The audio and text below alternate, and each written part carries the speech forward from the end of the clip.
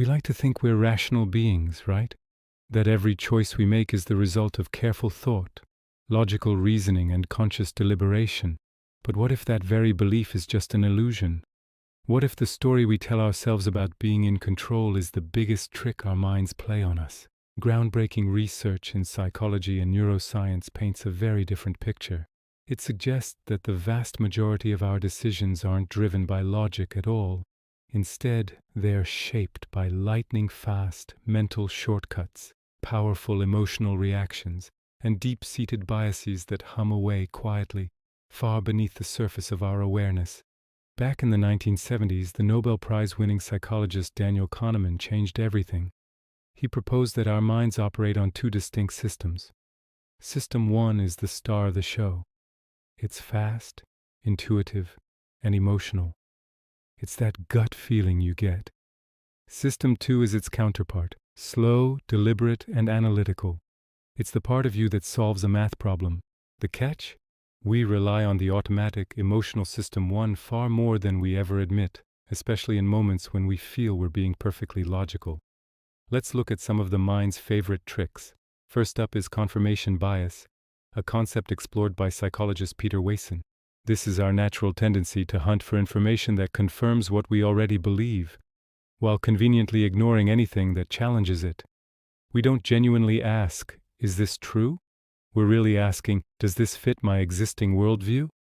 It feels good to be right, and our brains will work overtime to maintain that feeling. Then there's the illusion of control, a term coined by psychologist Ellen Langer. We consistently overestimate our ability to influence random events. It's why a gambler blows on the dice for good luck, why an investor thinks they can perfectly time the unpredictable stock market, and why we often attribute pure chance to personal skill or failure. We crave a sense of agency even when there is none. Even our memory isn't a reliable narrator. Research on hindsight bias, pioneered by Baruch Fischhoff, shows that once we know the outcome of an event, our brains cleverly rewrite history. We convince ourselves that we knew it all along. That feeling of "I told you so" isn't wisdom. It's your mind creating a comforting story to make the world seem more predictable and to make you feel like a consistent, logical thinker. But here's where it gets really interesting. Neuroscientist Antonio Damasio discovered that emotion isn't the enemy of reason. In fact, it's essential for it. His studies on patients with damage to the emotional centers of their brains revealed something startling. Without feelings, they couldn't make even the simplest decisions.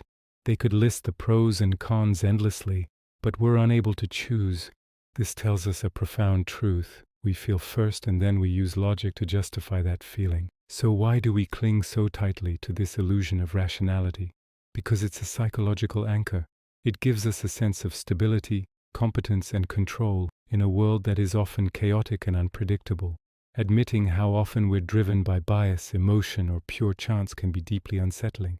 It forces us to confront our own fallibility. But here's the paradox. Acknowledging our own irrationality is the first step toward true wisdom. It doesn't make us weaker. It makes us stronger. When we understand the built-in glitches of our own minds, we can learn to approach our beliefs with more humility. We become more curious about perspectives that differ from our own and more cautious about being too certain. True rationality isn't our default setting. It's not something we're born with. It's a skill, a difficult one. And it begins with the courage to question the story you tell yourself about how logical you are.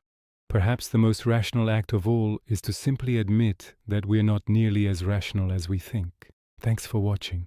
If this made you think, consider subscribing for more explorations into the fascinating workings of our minds. See you next time.